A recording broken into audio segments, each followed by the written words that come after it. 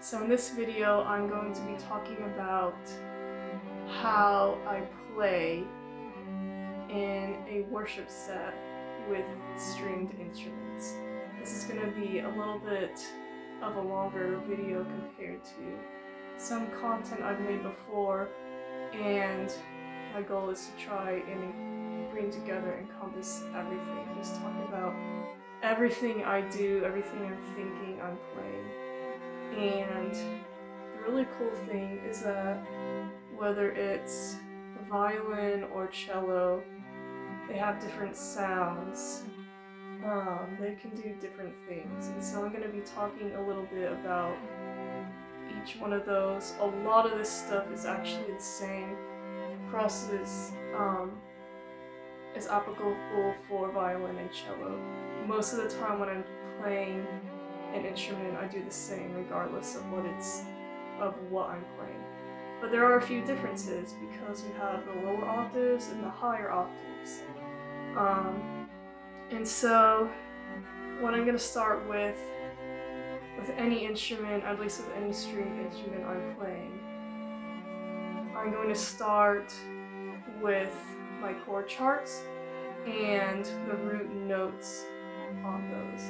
So for example, if I'm given a chord chart or a song that I'm expected to learn and play, I'm going to go through that, and when I see the chord chart, I'm basically going to be playing in the note that's written there. So for example, if I see the chord of C, I'm going to play a C note. If I see G, I'm going to play a G note. And that's the same with either of these instruments. That is a good base to start with. That is a good foundation to start with. I do a lot of songs that way, just by playing the root note. If you're not familiar with root note, I do have, and chords, how to read those, I do have some more videos specifically around all the different chords, chord symbols, what they mean, and how you could play those. So that's for a later video, but the root note, I pretty much always stay with the root note, at least to begin with, in any song. Now when I'm playing the cello, that one, because we have these lower notes,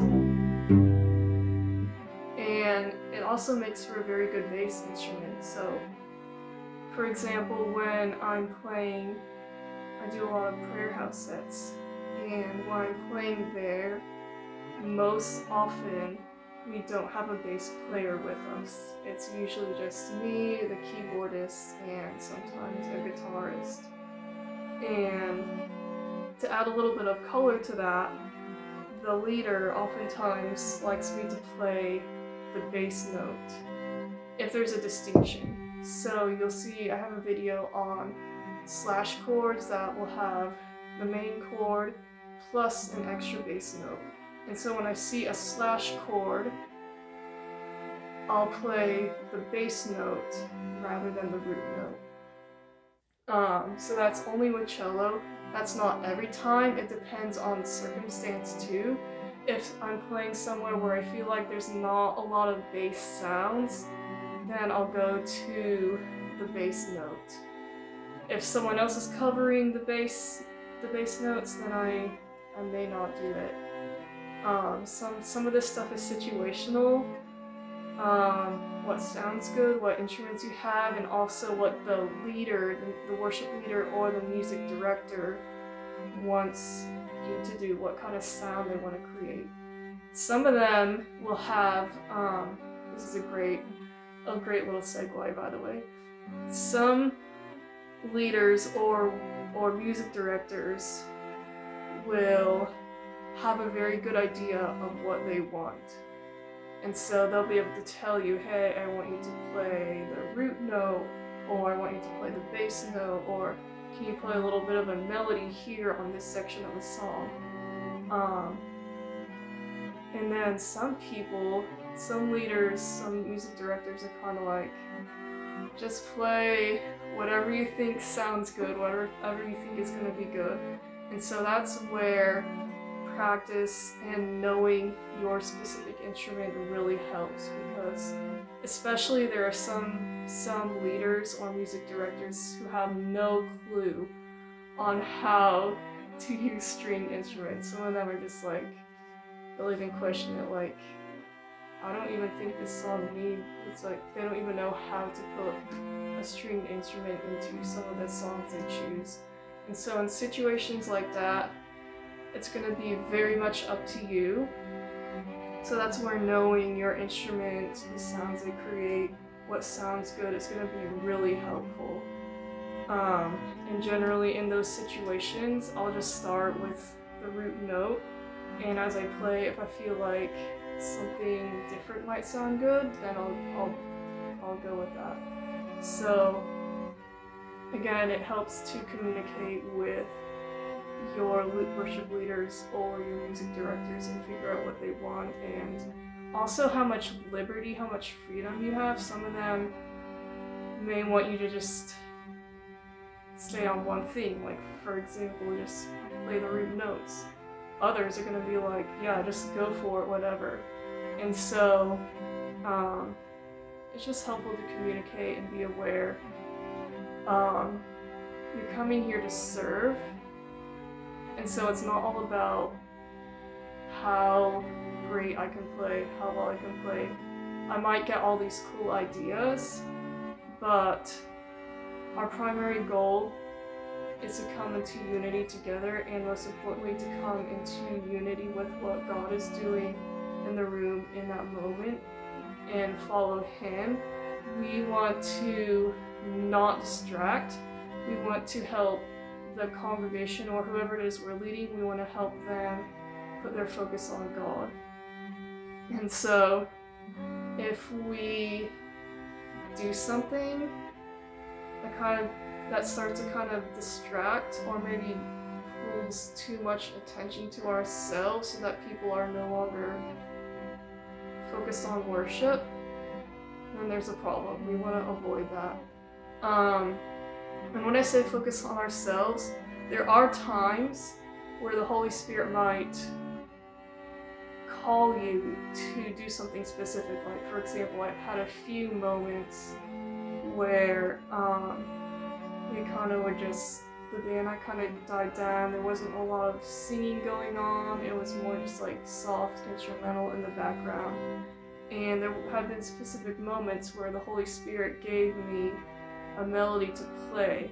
And in those moments, it was appropriate because it wasn't like someone else trying to go this direction or that direction. There was just a lot of stillness and silence and waiting. And in that opportunity, that moment, one, I felt the Holy Spirit on it, and two, I knew it wasn't going to be a distraction because I wasn't like trying to just insert my melody into something someone else was already doing. And it's really helpful too. Sometimes you might even get like a look from other band members, like kind of like confirming that it's your time, you need to play now. You don't always get that, and that's where taking a risk, stepping out and taking a risk it's just part of it. So again, I think taking risks and doing something when you really feel like the Holy Spirit is saying play this, I think it's necessary. But I'm also still staying alert. As I do that, I'm still staying alert to the other musicians, the leaders around me, to make sure that if they come in, I'm ready to back down and support them, especially the worship leaders, because they're the ones who the Lord has really anointed to lead the direction of the set. So I really pay attention to what they're doing, or if there's a music director, if they're saying anything. Just be very mindful and make sure that you're all working together, all flowing together, all communicating with one another, so that you're just not like going out here playing something and completely ignoring everyone else on the team, everything else that might be going on in the room around you. So it's just a lot of, what is the Holy Spirit telling you? What is he telling corporately everyone in the room or in the band? And again, what are the leaders doing? What are they saying? What are they communicating? So listening to the Lord, the Holy Spirit, but also each other. We need all of that together. And that's why playing with other people, just for practice even, really helps. Because you could play by yourself and get some really good practice that way. Actually, that one of the best ways to practice hearing from God is to just be by yourself, just lock yourself away somewhere with your instrument and just start by just praying, inviting him in, listening. Prayer is more about listening than it is about saying something. So listen to him, listen to what he's saying. If he's starting to inspire a melody or something, just start playing it. And it might not sound great your first several times, but just go with it, because what pleases him is obedience. And so if you're just genuinely doing this out of a heart of obedience and connection with him, that's all that matters. It doesn't matter how awful it is. And you can get practice just doing that, spending time with him, playing.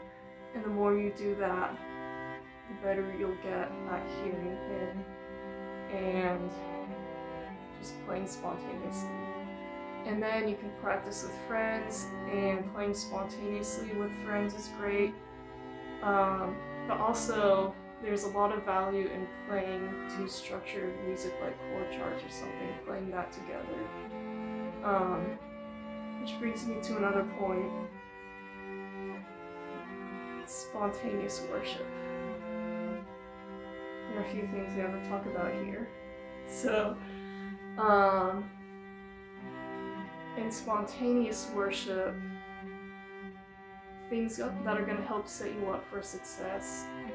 If you are able to hear the chords that the band is playing, because oftentimes in spontaneous, the band is going to keep playing the last progression they ended on. So for example, we're playing a song, we're playing maybe the bridge or the chorus of that song, and then we go into a spontaneous moment.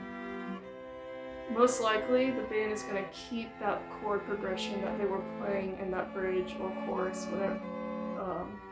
whatever they transitioned from. And so, if that's the case, just keep playing that chord progression over and over again until something changes. Every once in a while, you might be in a situation where, for example with me, playing with a keyboardist a lot of time who's also the leader, sometimes he'll switch over to a completely different chord progression. Not all the time, but it does happen. And in that case, it really helps if you're able to hear chords, like you can hear it and know, oh, this is the 1 chord, this is the 3 chord, or whatever. This is also where Nashville number system really helps, because if you kind of know the scale, the chords 1 through 8, what they all sound like, what a 7 chord sounds like, what a 6 chord sounds like, it doesn't matter what key you're in, you can just know, oh, that's a 6 chord, I'm gonna play that. So that's where just playing chords and playing with bands with the sheet music or with chord charts over and over again helps, because you start to develop that ear. If you're not to that point where you can hear a chord well, then what you can do is just do your best to pick up the melody they're playing. So one thing you could do, if you know the melody, you could start playing the melody. If you're able to pick up some sort of note, or even if you can pick up the note that the key is in. So for example, if they're playing in key of C, if you can at least identify, oh, this is in C, you could just play a C note, play around with different C notes or whatever. And there are a few other things that I'll get down to a little bit later, but in those moments where you don't know, if you can pick up a melody or a note, you can play it. But worst case, you can just sit back and not play anything. You don't have to play the entire time. It's better to not play than play something that's going to sound really off and really distracting. Because again, the goal is, are we in unity and are we helping people focus on God? If it starts to be too distracting, and again, this isn't about perfection. There are plenty of times where I messed up in worship sets and it's okay. But as long as you're just not continually doing something that's going to completely distract from the message, from the worship, it's okay to not play. If you don't know what to play, just sit back. Maybe you can worship in your heart or just pray, just be engaged with the Holy Spirit, and He will give you something at the right time. He will give you something to play. Sometimes silence is an important part of music too, so you don't always have to be playing something the entire time. So that's a little bit about spontaneous worship. I'm going to go now. We talked about a little bit about chord charts. There's more that we can talk about there too. Some other things that I mentioned for spontaneous melody. I like to practice melody for all the songs that I'm playing in a set, just because it gives me more options. Sometimes I might get to a point where I feel like playing the melody might be helpful here. Especially when we go to maybe a bridge or something and it gets really, like, the energy just goes up. I might want to add to that energy and start playing a melody, whereas before I may have been playing just chord progressions. Other times that melody is really great is when it's an instrumental section. Those are really good places to fill with melody. I like to play the melody of the song a lot, but there are quite a few times, especially if I have the chord charts and I know what the chord charts are, I don't play it the whole song, because again, you have the vocalists who are singing the melody, and so I don't want to take away from what they're doing. I want to support what they're doing, and sometimes supporting them is just adding my sound to the chord progressions rather than playing a melody with them or over them. Again, a lot of this is just practice and who your team is and what the situation is. And that's why I'd say overall the most important thing in worship at all when you're playing is just listen to the Holy Spirit and what He's saying, what you feel is right for the moment. But I do play melody quite a bit, especially in those instrumental places, or for me personally, everyone might be a little different, but for me personally, once we get to like a chorus or a bridge or something, or maybe I'll open up the song with melody if the vocalist hasn't started yet, but we do like an intro, and I might also, so melody, we also have harmony. We have harmonies. So if you know harmonies are so great. I love adding them. Practicing learning to hear harmonies does take time, and without going into too much detail, if you just listen to harmonies a lot, when you listen to songs, try to pick out the harmonies and be able to sing them in your head or maybe out loud, and then as you're able to do that, you can play it, you start to learn how to pick up a harmony. I love playing harmonies with stringed instruments, especially when there isn't really anyone else who's singing the harmony, or there aren't any instruments playing harmony. Strings, at least in my opinion, are really good for that. So if there is an instrument playing the melody, then I might harmonize with it. I also like to, especially when it's just me playing with only one vocalist, we don't have any background singers, oftentimes I will play the harmony while they're singing the melody. And that's a really good way to support them and bring more color to the song.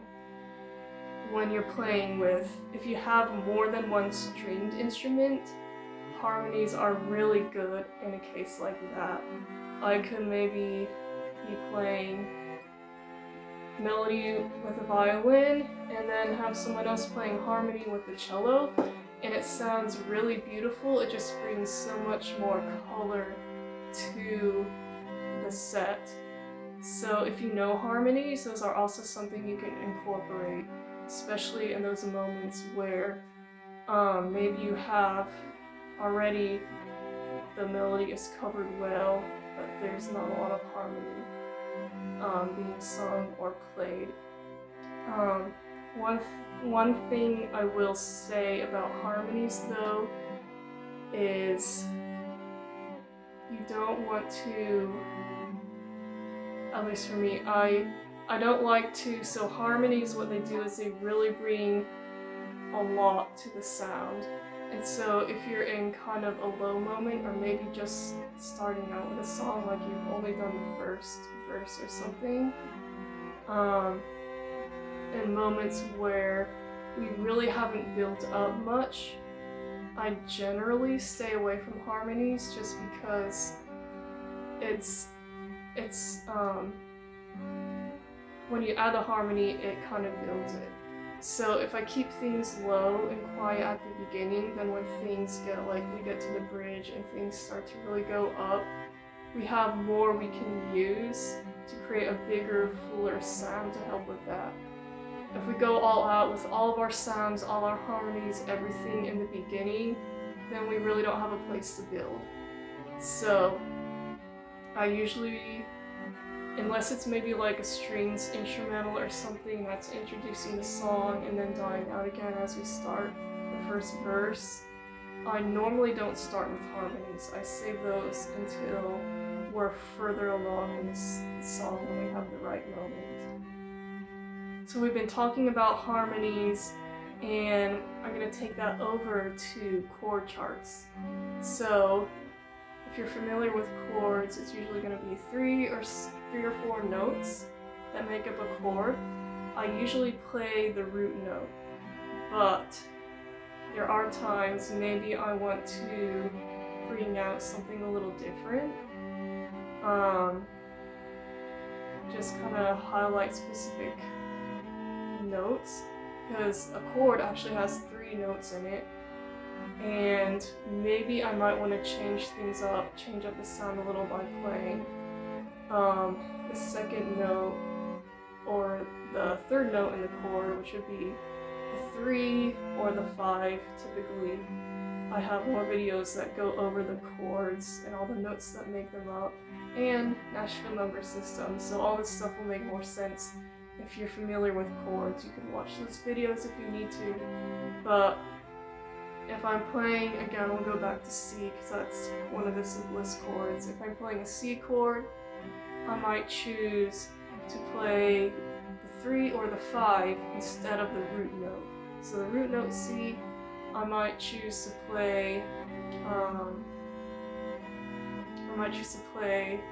maybe an E or an A or something, the C or C7 major, just one of those notes within the chord other than the root note. And that really can bring a nice, beautiful, fuller sound. It's basically like you're harmonizing with the chord. So again, we have the root note. That's kind of like You could kind of consider that like your melody, and then if you want to harmonize, you could play another note within that chord. So the 3, the 5, the 7, if you're playing a sus chord, a 4 or a 2. So again, I usually treat that similar to how I would treat harmonies when I'm playing those.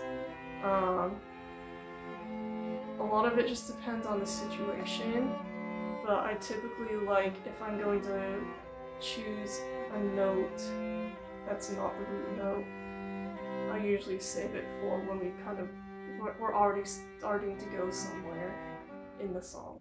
In this section, I'm going to demonstrate a few different things I do when I'm playing on a worship set.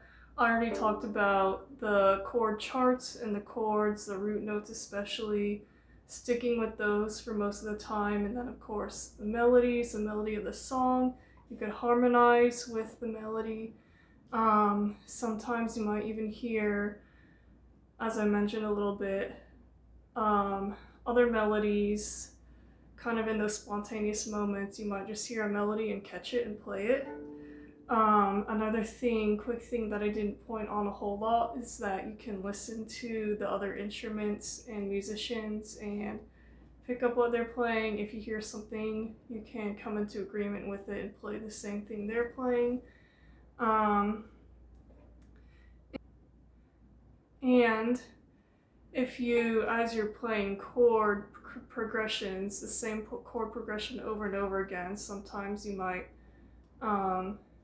catch what's being played there. Maybe you even will start to hear a melody out of those chord charts. So those are a few things we touched on before.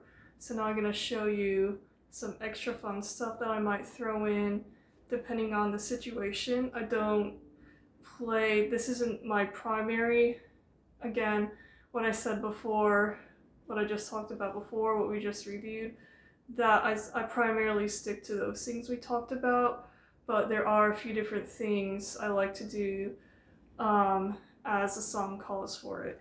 So for example, something that I might do if I'm maybe going for more of a stronger or a bolder or maybe almost like a warlike type feeling, I might try to do something a little more like a staccato. You can play chords like that, and for example, a lot of chords are drawn out through 4 notes. So we have one chord for 4 beats. So what you could do, rather than playing the whole thing through for 1 beat, I could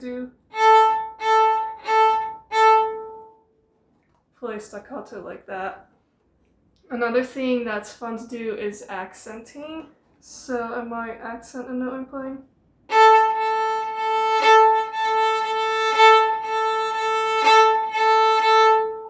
So you could accent a note, and what I just did there was a combination of 2 things. It was accenting, but also, like I just talked about, playing on every beat instead of 4 beats or 3 beats, because that's going to depend on what your chord chart says, what the time signature is going to be, whether it's going to be 3 beats per chord or 4 beats, whatever the number is. So I could just divide that into the beats and play it.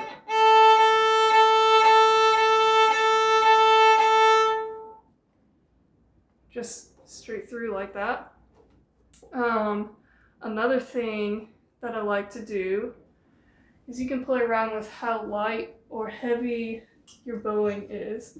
So if you want to create a stronger, bolder sound, then heavy bowing is going to work well for that. An alternative on the opposite spectrum, and I'm going to use the cello because this light sound resonates better with this. What I like to do sometimes is play very lightly.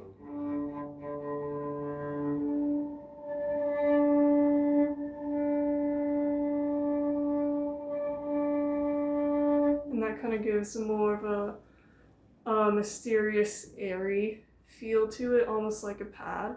So I like to do that a lot. Usually in the gentler, more quiet moments.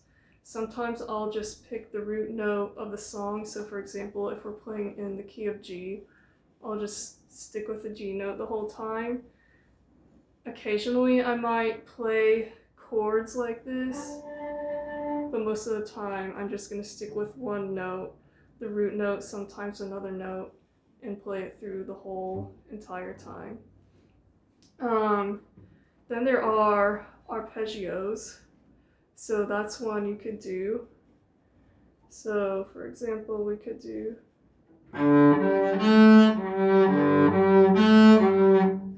something like that. I'm only playing 3, but you could go up, you could do the whole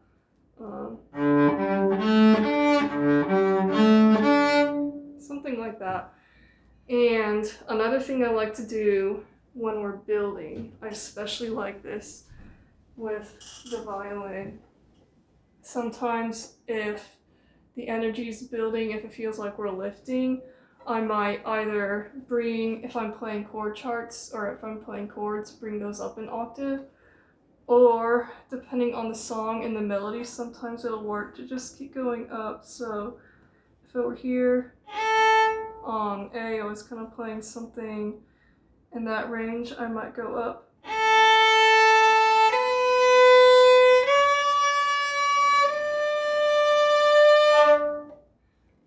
So just kind of bring it up.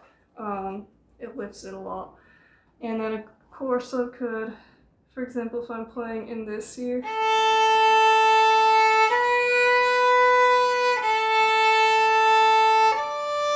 I could bring it up again, higher.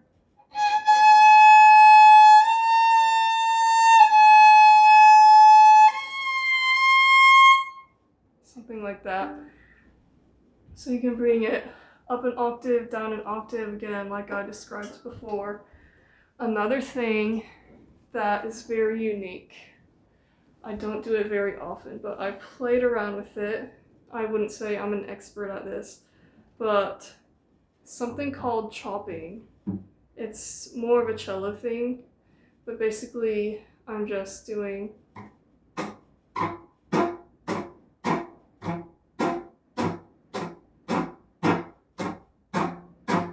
kind of this motion with my bow. It's almost more like a percussion sound, kind of. So if you want to get creative and do percussion, that's an option. Sometimes I'll kind of try to mimic percussion by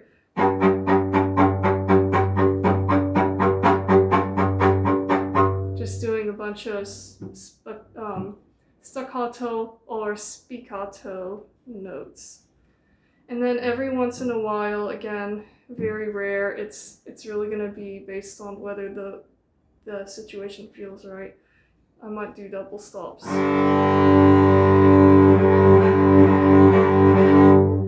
that brings a really bold, loud, strong sound. So you've got to use it in the right moment. If you know how to play triple stops or chords or quadruple stops, that's something that's more advanced, but you could also play around with that. There's really no limit. Another thing that shouldn't be overlooked that can go very well in certain circumstances is just plucking.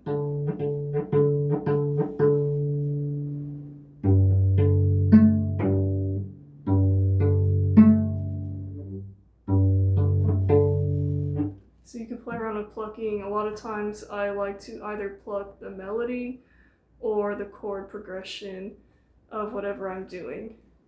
And just as a fun thing, like sometimes if I don't want to play anything in the moment, but I feel like I really want to participate with the beat, with the rhythm. You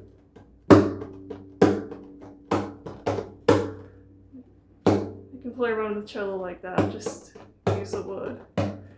Really, as long as you're not breaking anything and it sounds good and it works with your situation, literally nothing's off limits. Just get creative and go for it. So these are just some ideas of things you could try if you want to get a little more creative with your playing during a set. So feel free to take some of those ideas and try to practice them, incorporate them. But I would also encourage you to just listen to music. Whatever styles of music you like to listen to, you can listen to music with strings, but you can also gather information or inspiration from other instruments, non-stringed instruments, kind of listen to them, what they're doing. Just get creative with it, experiment. If you hear something, try to replicate it, and then bring it in to your next worship set. So hopefully those are some helpful tips that you can take home and work on yourself.